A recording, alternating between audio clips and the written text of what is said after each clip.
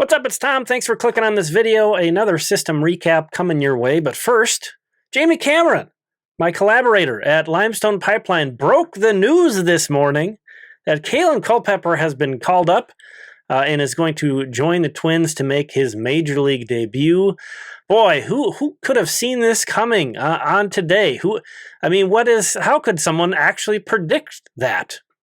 Well, news and notes, St. Paul activated Kaelen Culpepper off of the injured list, and I think the natural question is, okay, well, how much more time is he going to need to get into the picture for the big leagues? Kaelen Culpepper, once he gets up to speed, he's going to be on the Minnesota Twins no matter what they do this next week here for the trade deadline.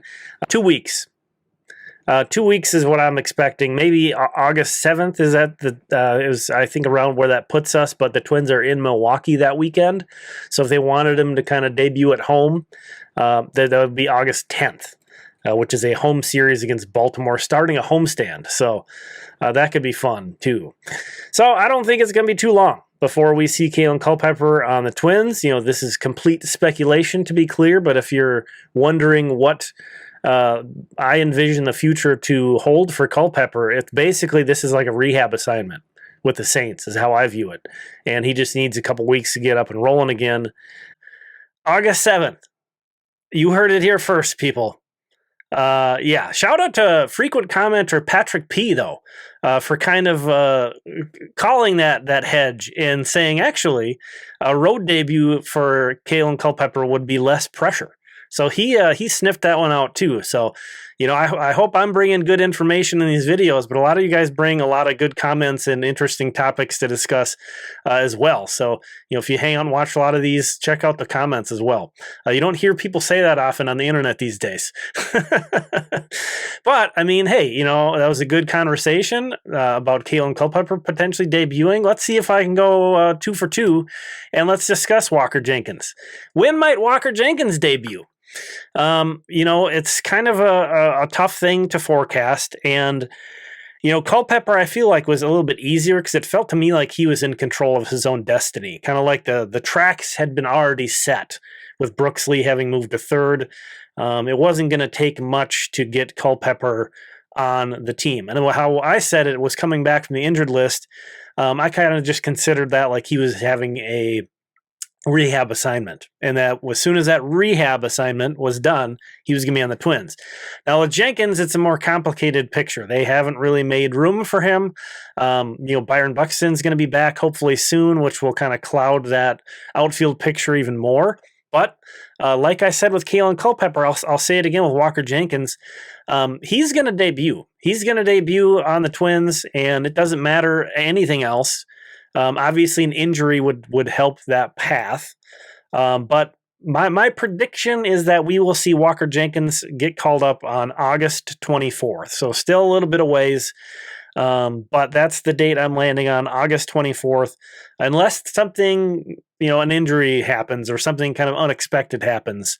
That's the date I'm circling, even if everything remains the same. So still a little bit, but that's still going to be pretty exciting if we have Kaelen Culpepper and Walker Jenkins kind of hopefully settled in a bit, and then having them this final month of the season, hopefully a playoff chase. Like, that's going to be fun, you know, beyond anything else, but that's also just going to be outstanding experience to get those guys. So I think no matter what, as long as Jenkins stays healthy, knock on all the wood, he will be up eventually. You know, maybe it's sooner than August 24th. Maybe it's later than August 24th. We are going to see Walker Jenkins on the Twins this year. Anyway, let's get into our usual here with the system recap. Going to rip through these. There are the results from early this week so far, Tuesday, Wednesday, Thursday, and then the win-loss records. Twins are 2 games below 500, but yet they are still only 3 back in the AL Central and a half game back in the wild card. Just all the teams in this picture not really playing well right now. Nobody really came out in the second half playing well. But somebody's going to catch fire. The Twins are kind of lucky that other teams are sort of middling like they are at the moment, but somebody's going to catch fire. Kind of needs to be the Twins for them. There are spots up for grabs for sure, other than the final wild card spot, but it's feeling like a lot of these other spots are pretty well established of who the leader in the clubhouse is, sort of, if you know what I'm saying. Anyway, 3 stars of Tuesday.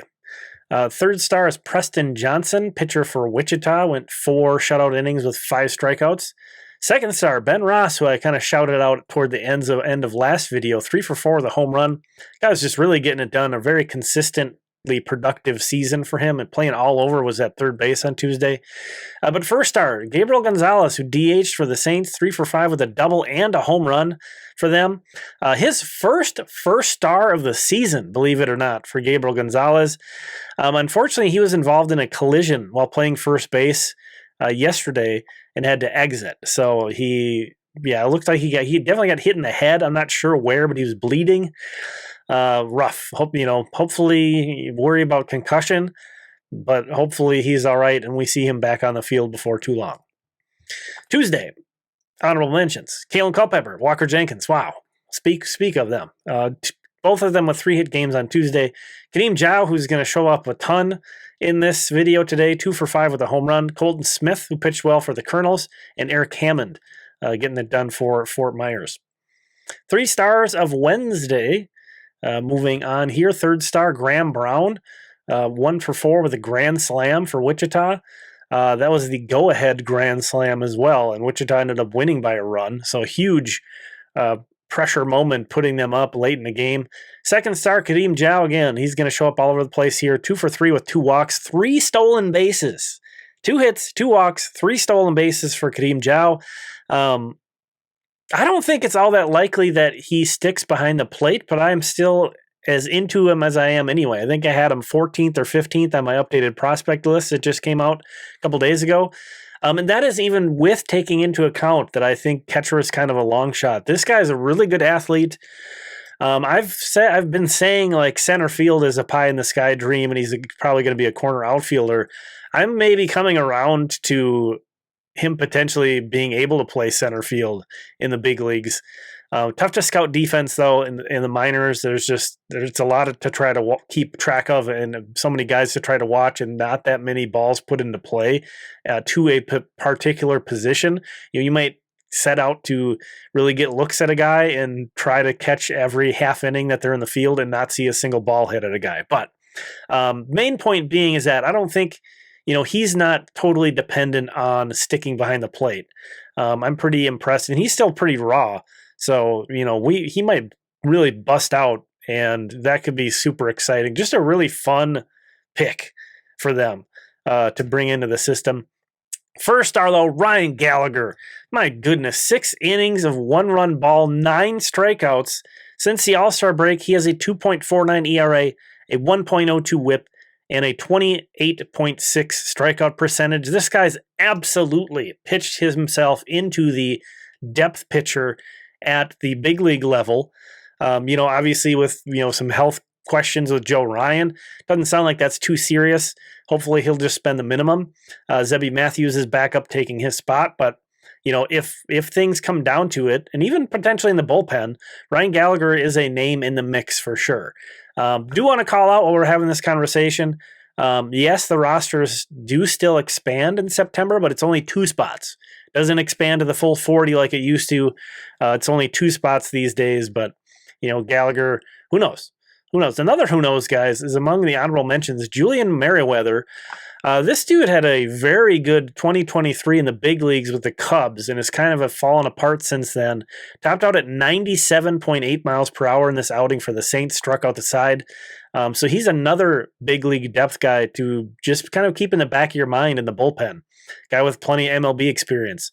Other honorable mentions, Kaelen Culpepper, Kyle DeBarge, Michael Hilker, and Giovanni Duran making his full season debut with the Fort Myers Mighty Muscles and having a 2-walk, 1-hit game for them. So a nice debut. 3 stars of Thursday. Third star, Reed Mooring in Cedar Rapids' second game. They had a game suspended that was then also finished on Thursday, and then they had a regular game. This was the regular game. Reed Mooring with a really nice outing, 6 innings, 2 runs, 1 walk, 6 strikeouts for them. A recent guy who was promoted, but one-upped by Adrian Bajorquez in Game 1. When they restarted that game, it's going to look like a relief appearance, which it technically is, but when they restarted that game, they put him on the mound to start, and he was amazing. 5 innings, 2 hits, no runs, 2 walks, 6 strikeouts for Adrian Bajorquez. He could be a prospect riser yet again. This happened last year where he really didn't put it together until toward the ends of the season and was really impressive. That it looks to be potentially the case here. He's really been picking up momentum and a pretty special arm talent. But first, our Walker Jenkins, a 2-homer game in case you missed it. Probably should have called that out when we were discussing him potentially getting called up, but got carried away with that conversation. His first homer of the game was off MLB rehabber, lefty, and Minnesota native Brandon Williamson. So left-on-left home run off of a big leaguer. That's a pretty big thing to make note of for Walker Jenkins. And then his second homer went 108 miles per hour out of CHS Field, a 400-foot home run. He left the stadium, and again, 108.2 miles per hour, I think it was, on the exit velo. Wow. Jenkins, speaking of him versus lefties, he does have a 687 OPS even after that home run, which that doesn't sound great, but I feel like that's competitive.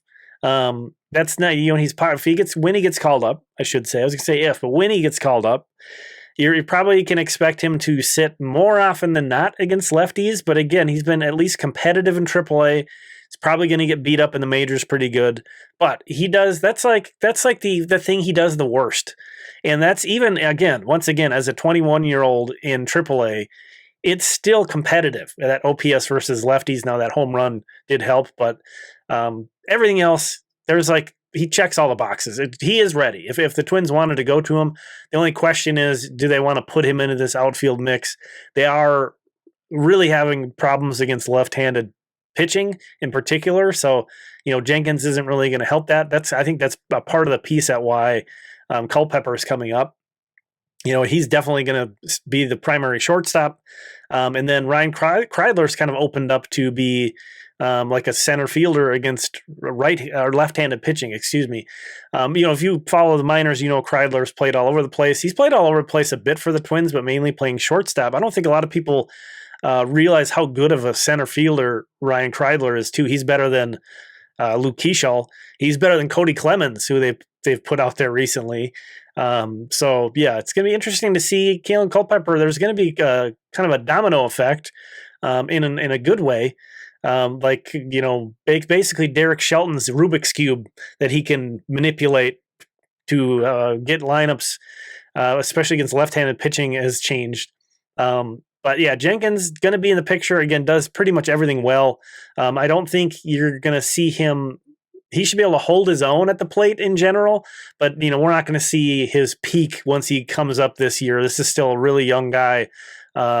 He's missed time in the minors too, so even his development hasn't been maybe what you would usually see from a 21-year-old. But again, he's going to bring plenty of value elsewhere when the time comes. So, and if he continues to do better against lefties, that timeline and that conversation is going to change. So that's super notable. He hit a home run off of a big league caliber pitcher. Anyway, moving on to the honorable mentions of Thursday. Ty Langenberg and Corey Lewis combined to cover this whole game for Wichita and pitch really well. There's that guy, Khadim Diaw, again, 1 for 3 with 2 walks and another stolen base.